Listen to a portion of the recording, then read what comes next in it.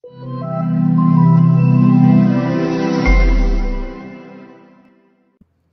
sahabat GPB Petra Bogor, salam jumpa kembali di kanal YouTube GPB Petra Bogor. Saya Amanda Mary Kartika Palar dalam program Bina Teologi Jemaat seri persiapan peneguhan.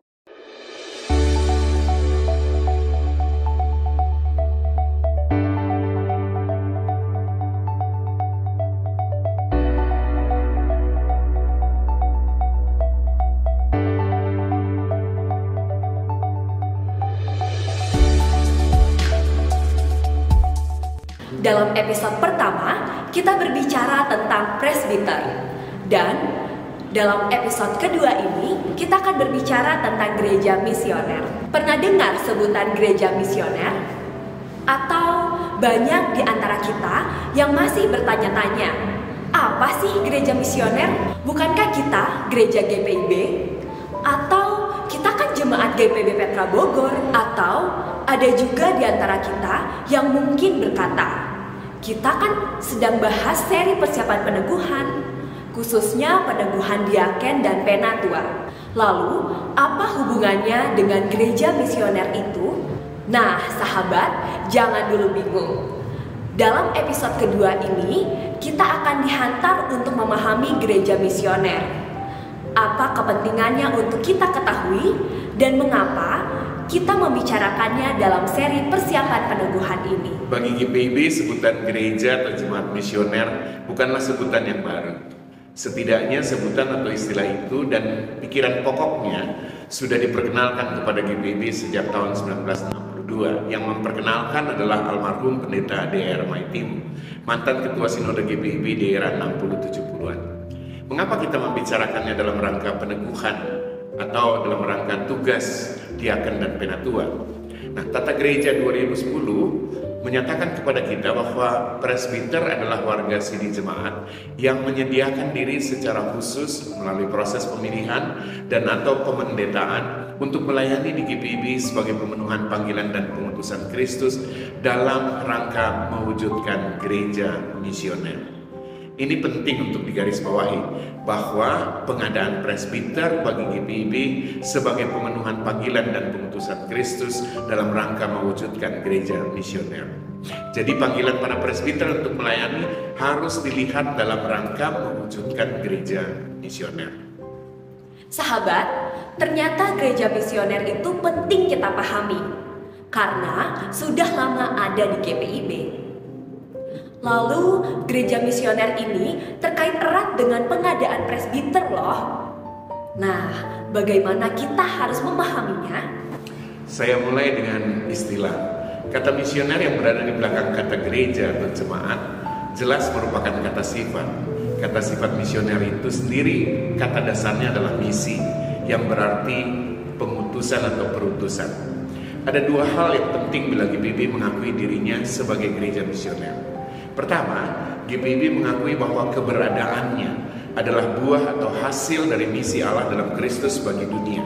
Dan yang kedua, GPIB mengakui bahwa keberadaannya di dunia ini adalah untuk terlibat dalam misi Allah dalam Kristus bagi dunia, khususnya di bumi Indonesia. Jadi, hakikat keberadaan GPIB pertama-tama bukanlah institusional, melainkan misioner. Sebagai gereja misioner, GPIB dipanggil dan diutus untuk menghadirkan tanda-tanda kerajaan Allah, yaitu cinta kasih, kesetaraan, pembebasan, keadilan, perdamaian, persahabatan sejati, dan keutuhan ciptaan. Kalau saya menyebut GPIB bukan institusinya, melainkan seluruh warga gereja atau seluruh warga jemaat. Di sini saya mau meluruskan berbagai anggapan keliru terhadap GPIB, baik yang datang dari luar maupun dari dalam dirinya sendiri. Ada yang mengatakan bahwa GPIB itu tidak memberitakan Injil. GPIB itu cuma sibuk dengan organisasi, tata gereja, dan lain sebagainya. Di sini adalah soal interpretasi atau penafsiran. Alur pikirnya begini. Berdasarkan kesaksian Alkitab, GPIB memahami bahwa setiap warga gereja dipanggil oleh anugerah Allah yang disambut dengan iman dan harus diwujudkan dalam kesalehan hidup sehari-hari, diutus untuk berpartisipasi dalam karya keselamatan Allah dalam Kristus oleh Roh Kudus di tengah dan bersama masyarakat di Indonesia. Jadi setiap warga gereja mengemban panggilan dan pengutusan gereja, atau dengan kata lain, setiap warga gereja adalah misioner. Nah, artinya kita semua warga GPIB yang telah menerima anugerah Allah dalam Tuhan Yesus Kristus, yaitu keselamatan, pengampunan, dan penyembuhan, punya kewajiban untuk mewujudkannya dalam kesalehan hidup setiap hari. Di rumah, di kantor, di sekolah, atau di kampus, dimanapun kita hidup dan berkarya. Dari sudut institusi atau lembaga, panggilan dan pengutusan itu dilakukan dalam bentuk persekutuan, pelayanan, dan kesaksian yang kita kenal sebagai Tridharma GPIB, 3 tugas panggilan dan pengutusan gereja, yang dituangkan dalam apa yang GPIB sebut pokok-pokok kebijakan umum panggilan dan pengutusan gereja yang disingkat PKUPPG. PKUPPG adalah perencanaan strategis dari sudut manajemen jangka panjang 20 tahun, istimewanya jangka panjang 20 tahun itu bersifat umum. PKUPPG dilaksanakan melalui KUPPG, yaitu jangka pendek 5 tahun dengan sasaran dan strateginya. Untuk melaksanakan sasaran KUPPG, disusunlah program kerja dan anggaran tahunan, baik di tingkat sinodal, regional, mupel, dan di tingkat lokal jemaat. Kita sekarang berada pada pelaksanaan PKUPPG kedua, yaitu jangka panjang kedua 2006-2026, yang berada di bawah terang tema Alkitab, Yesus Kristus, sumber damai sejahtera.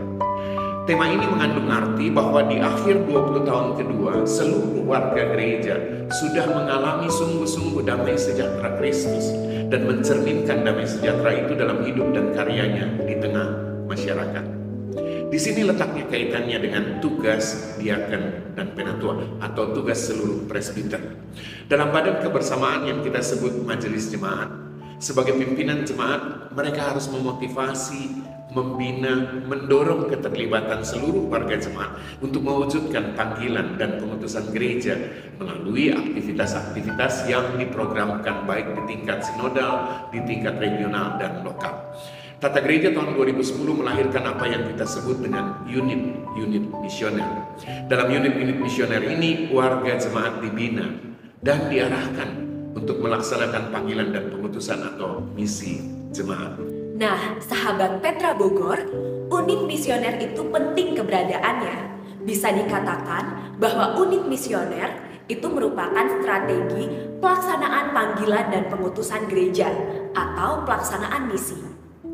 Unit misioner itu adalah pelayanan kategorial atau pelkat, komisi, panitia, kelompok kerja atau pokja, atau kelompok pelayanan, dan lain-lain. Dalam unit misioner, warga jemaat dibina dan sekaligus melaksanakan misi jemaat. Samping itu, secara fungsional, diaken dan penatua atau para presbiter tidak boleh melupakan bahwa mereka harus membina, membangun, dan mengembangkan jemaat misioner.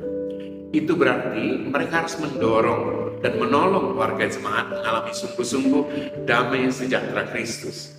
Mereka tidak mungkin dapat menolong warga jemaat bila mereka sendiri tidak mengalami damai sejahtera itu.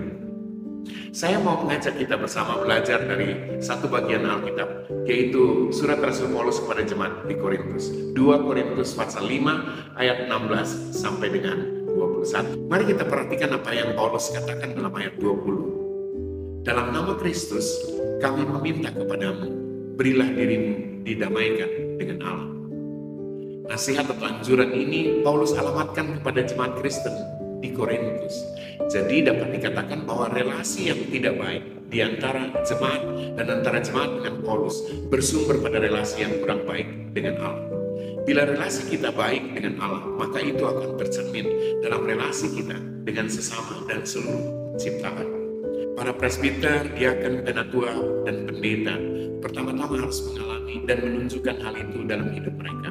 Lalu mereka membimbing warga jemaat untuk juga mengalami dan hidup dalam damai sejahtera dengan Allah dan dengan sesamanya. Dengan begitu, jemaat dapat hadir dalam hidup dan karya mereka dengan menghadirkan damai sejahtera itu.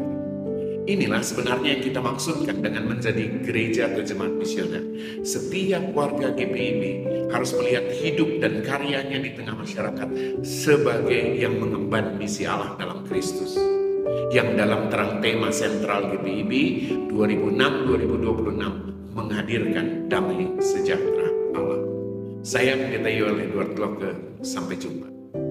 Nah, sahabat Petra Bogor, kami berharap kita mendapat sedikit pencerahan melalui program ini, dan kami berharap kita semua sebagai warga jemaat mau memberi diri terlibat dalam aktivitas jemaat yang ada untuk dibina dan sekaligus terlibat melaksanakan misi jemaat. Jangan lupa like, subscribe, dan share. Sampai jumpa, Tuhan Yesus memberkati.